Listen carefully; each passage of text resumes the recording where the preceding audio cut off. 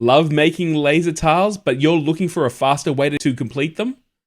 In this video, I'm going to show you the Darkly Labs tile method that will allow you to create your tiles faster.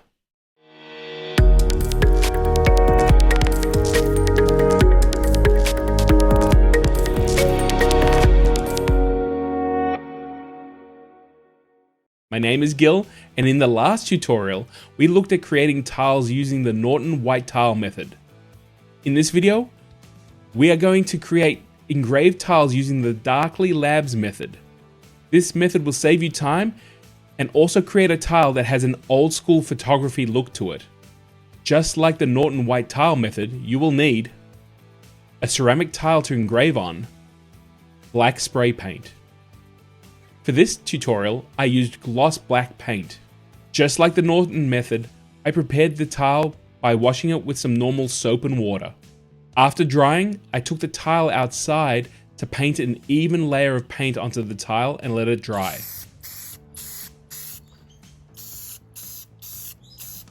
Just a reminder that the tile has to be totally dry before placing it into the laser. Once that's done, let's jump into Lightburn and I'll show you how to set up creating this type of tile. Okay, so again, I'm going to show you right from scratch. We're going to go straight into Lightburn. Let's start up Lightburn, latest version. Just going to increase that so you guys can see everything that I'm going to do. So last time, the last tutorial I did, which was the Nicky Norton method of white tile method, we used an image. I'm going to use the same image here so that you see both results coming from the same kind of methodology, same stuff. So let's go in here and go to Window. I'm going to go to the Art Library. You can see in the Art Library, we're going to pull down the image. There it is. Same image. I'm just going to close that window. Got a different mouse here today, so getting used to it. So we've got the same artwork, same image, futuristic motorcyclists getting ready to burn through the desert. We're going to use the same tile, so we know that the tile is 100 mil by 100 mil. A very easy to find tile in any kind of hardware store. So we're going to go up here in 100 by 100. We're close, not quite. And there's our constraints. Immediately, I'm going to just select that tool layer. So this allows me a visual tool. Let me just get rid of that because I didn't want to do that. Let's go back to, hit that escape button. Let's delete this first. That escape button. Now we're on select. So now, as I was saying before, this is now on a tool layer. This tool layer will not be sent to the laser. So you can see here, here's the information coming up for the project, but we're kind of good that this tile is not a line tile. Until recently, until they put that tile layer in, you'd actually have to do it on a separate layer and then turn that layer off, which kind of, we don't want to really do that. Let's resize the image. And that's why we should have the tile here so we can see. And I was told, I got a message that if you make the area bigger than your area in the printing world, that's called the offset of the bleed. So that's what we're doing here. You can just see the line is just a little bit over. The first time I did this, there was a little bit of a line on the tile from where it didn't hit the side.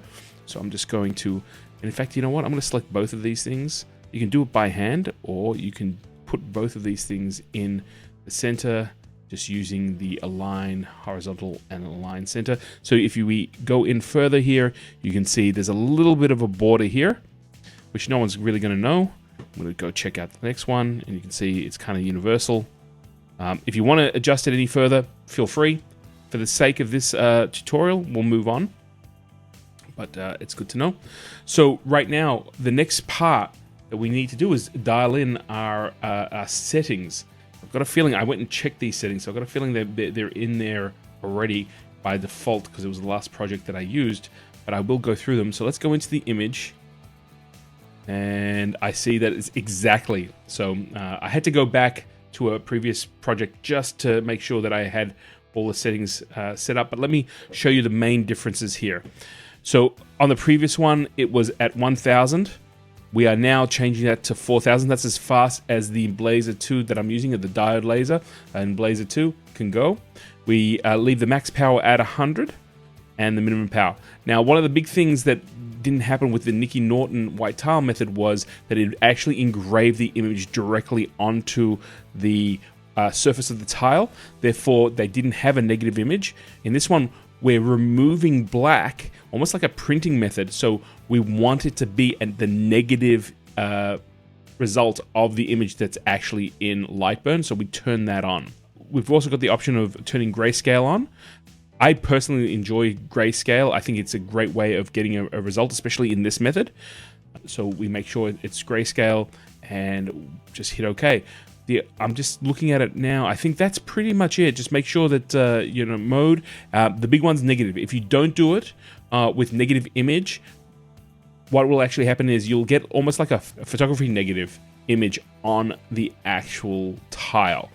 I've gone through the whole process and then gone, damn, that's not what I was hoping for. Now, the big difference with this, because we're at 4000, you can see here the time is just under 30 minutes.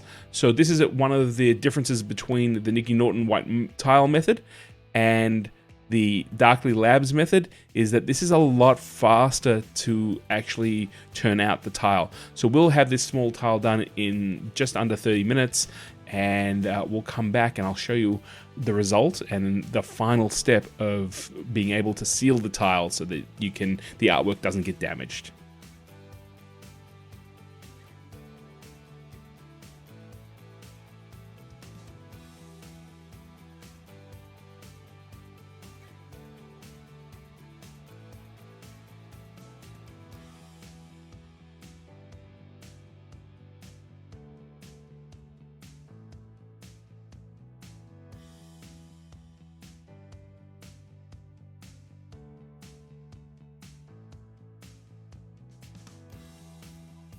So while this tile is being etched on my Blazer 2 diode laser, I wanted to take this moment to invite you all to hit that subscribe button and bell icon so you don't miss out on any future videos to do with making and operating your laser.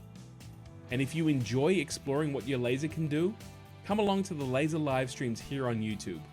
We have a whole lot more coming your way, and more importantly, we would love to see what you make with your laser. Come along and get involved, but till then, let's get back and see how our tile comes out.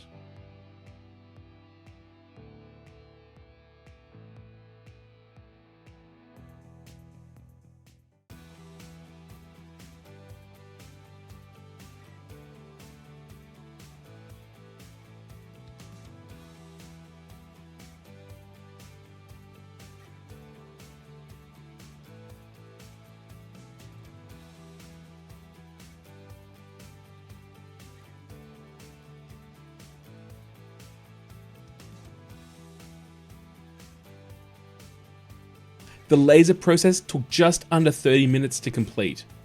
It needed to have the loose paint cleared off, so I took it back outside and wiped the tile down using some plain old water and some paper towel.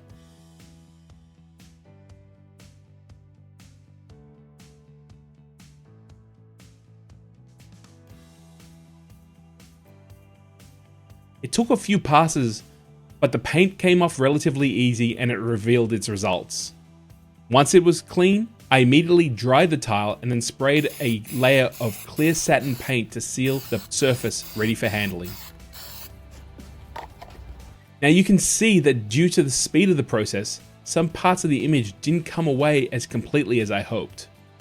I also saw that there were some lines being produced across the image, so I decided to change the engrave speed to 2000 mils per minute and try it again. This changed the job speed to just under an hour.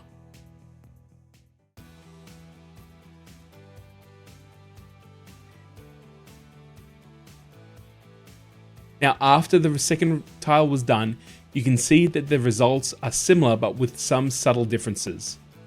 In the Darkly Labs method, a lot of tones come out darker, and details such as the shadows on the floor are not lost as they are in the Norton method.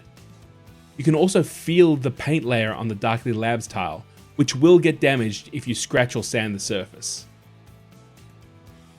So there you have it. 2 different ways to create laser tiles. I'm looking forward to seeing what people make with some paint, tiles, and their laser cutters. Now, both tiles were made in 2 different attempts, mainly to dial in the speed of movement with the diode laser. So now that you know how to make some cool laser artwork that'll last as long as the tiles do, I would love to see what you create with this method. So feel free to join the Laser Livestream group on Facebook and post your creations there. And if you're interested in learning more about lasers and Lightburn, check out these videos right here. Until then, go and make something amazing.